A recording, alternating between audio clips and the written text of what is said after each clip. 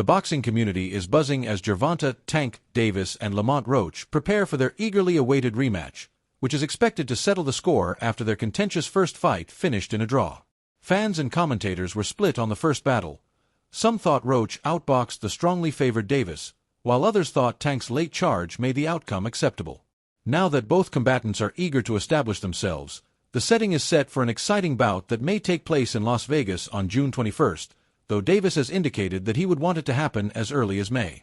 With Roach seeking history and Davis seeking retribution, the stakes are higher than ever.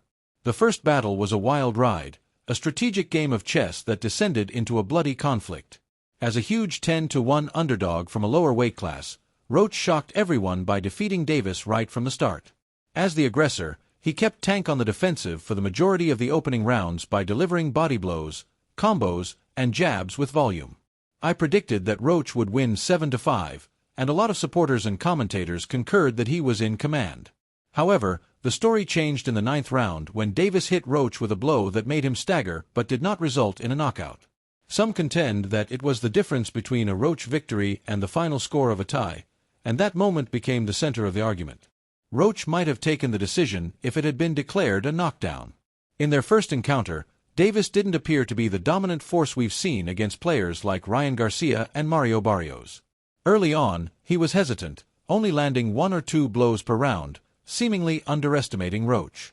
However, Tank changed the course of the fight as it progressed, especially in the later rounds. He took over as the aggressor, hitting Roach with body blows and jagged left hands. Although it wasn't enough to win, it demonstrated his flexibility. Making the rematch a dogfight from the beginning, entering exchanges, moving forward, and preventing Roach from settling into that counterpunching rhythm where he thrives, is, in my opinion, Tank's best chance of winning.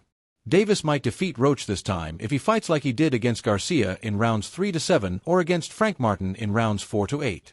Roach, meanwhile, has a grudge and has made it clear that he wants this rematch to happen as soon as possible.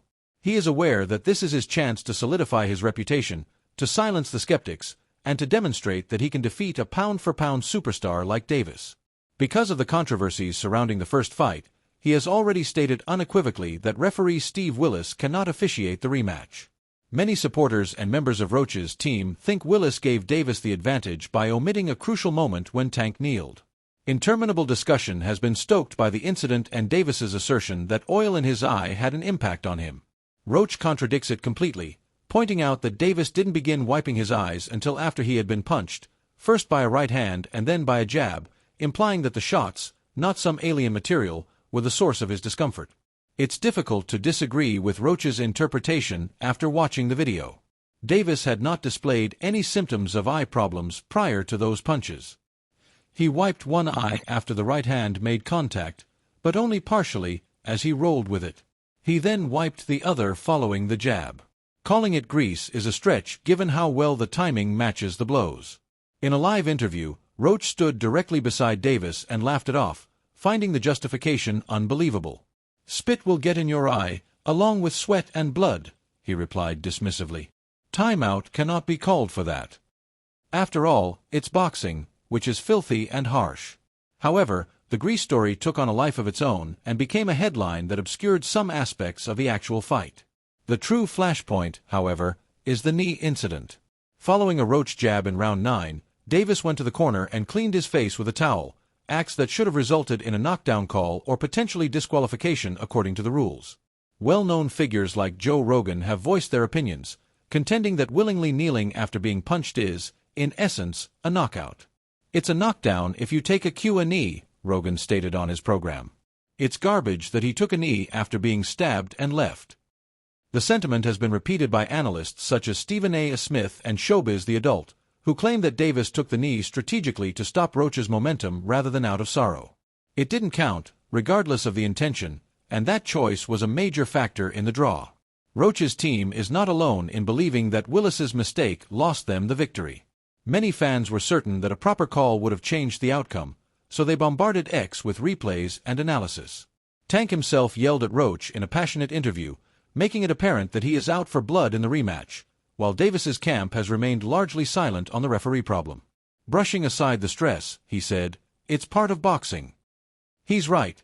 Controversy is a part of the sport, but that doesn't change the fact that the boxing world is talking about this unresolved issue.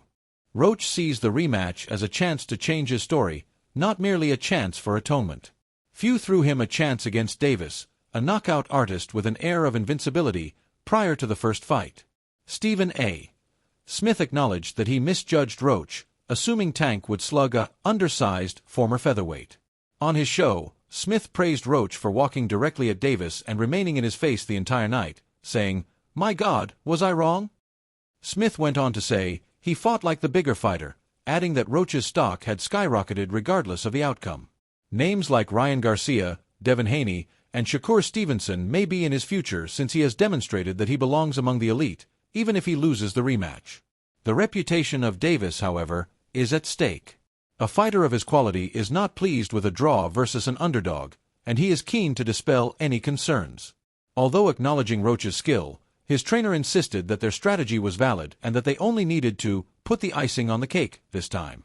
That can entail continuing with their initial plan but launching into it with greater vigor.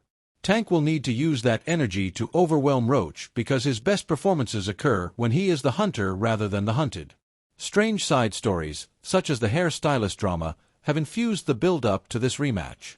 In response to the eye-wiping scandal, Davis's stylist came out with receipts following the bout, stating that there was no oil or grease in his hair. Few cared, and nobody asked, so it was a needless sideshow. Her business wouldn't have suffered if she had remained silent. Fans who simply want to see the Warriors resolve their differences in the ring rolled their eyes when she stirred a pot that was already simmering. Both sides need to make tactical modifications. Bernie, Roach's coach, said that although Lamont gave an outstanding performance, he missed numerous opportunities. Bernie remarked, he let Davis slide too much, citing instances such as the last round in which Roach posed rather than pressed, only to take a jab. Roach, who is the B-side and cannot afford uncertainty, would gain from starting the rematch faster and throwing more early to persuade the judges. Conversely, Davis must steer clear of the slow start that beset him the last time. He might take advantage of Roach's defensive mistakes and hit the kind of shots that end fights if he starts the fight on the offensive and uses his strength to force exchanges. On the result, the boxing community is divided. Some believe Roach may outbox Davis once more by taking advantage of the flaws he revealed in him, such as his propensity to back down and his uneasiness under duress. Others choose Tank because they think he'll adapt, draw on his expertise, and make it a slugfest where his strength is evident. I think Davis will win the rematch, but only if he changes the outcome early. Roach has previously proven he can compete with the best, and he is too intelligent and tough to be undervalued again. A pivotal night might occur on June 21st in Las Vegas, or May if Tank gets his desire. A rivalry built on scandal, two warriors with everything to prove, and a fan base desperate for answers.